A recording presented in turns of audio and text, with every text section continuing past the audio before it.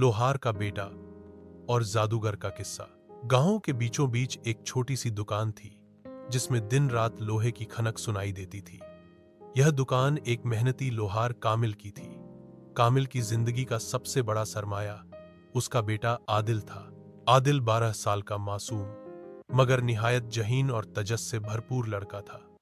गांव के सब लोग जानते थे कि आदिल में अपने बाप जैसी हिम्मत और ईमानदारी जरूर है, मगर वह अक्सर नई चीजें जानने और दुनिया को खोजने में लग जाता। कामिल अख्तर अपने बेटे से कहता, बेटा, इंसान की असल दौलत इसका हनर और ईमान है।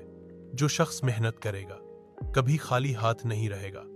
आदिल ये बातें सनता जरूर था, मगर इसके दिल में कुछ और ही ख्वाहिशात थीं। वह अक्सर सोचता, अगर मुझे कभी कोई जादू मिल जाए तो मैं दोनों में अमीर हो जाऊं। मेहनत की क्या जरूरत। जादूगर की आमद। एक दिन गांव में एक अजनबी आया। वह एक लंबा सा चौगा पहने हुए था, हाथ में एक लकड़ी की छड़ी और आंखों में अजीब सी चमक। लोग उसे देखकर हैरान हुए और सरगोशियों में कहने लगे, यह कौन है? ऐसा लगता है कोई जादूगर है। वास्तव में वह एक जादूगर ही था जिसका नाम जारकर था। जारकर चालाक और धोखेबाज था।